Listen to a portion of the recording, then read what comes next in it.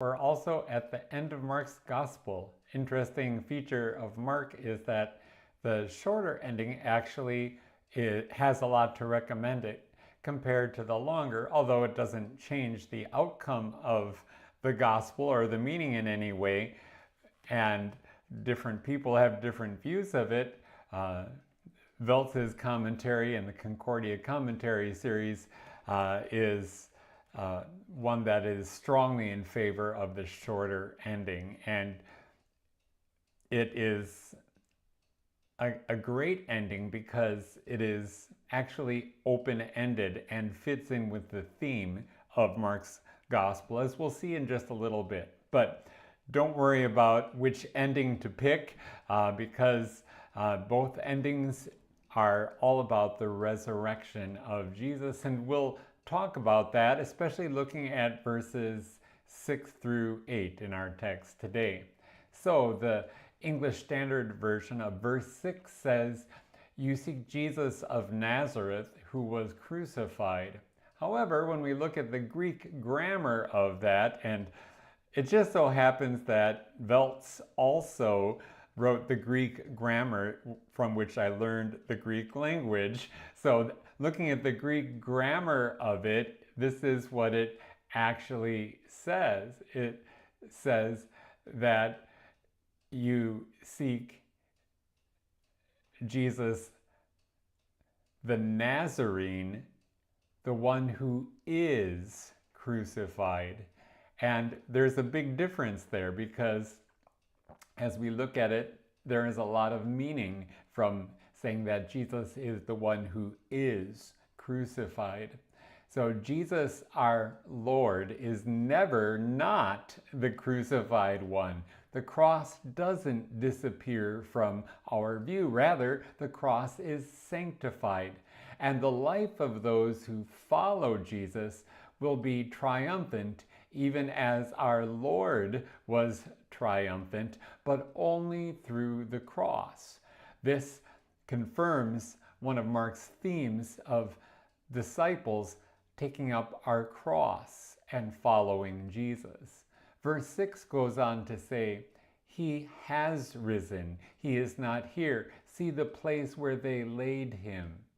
The words "he has risen" are correct according to the Greek grammar and also very meaningful because the words "he has risen" imply that Jesus rose by his own power and was not raised by any human power.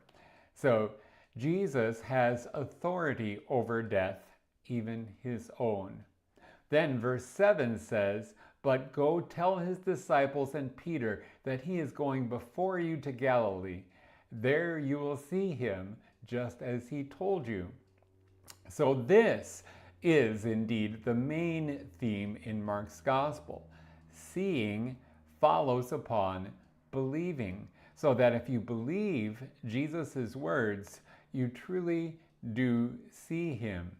So those who originally heard and read Mark may have been facing persecution, and they may have been saying to themselves something like, "We want to be confessors of the faith, but it would be so much easier to endure if we could see some proof or sign, or if only we had been there when Jesus walked the earth, if only we had been there on that Easter morning, it would be so much easier to endure." For people who are saying things like that, this gospel gives the answer. Given the circumstances, the women fled from the tomb and they were afraid. You know that kind of being afraid. And what you have is what they had. And that is the word, the promise of Jesus.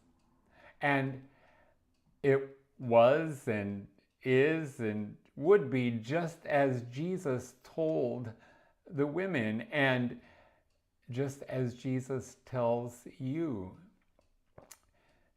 You have Jesus' word. You have Jesus' promise.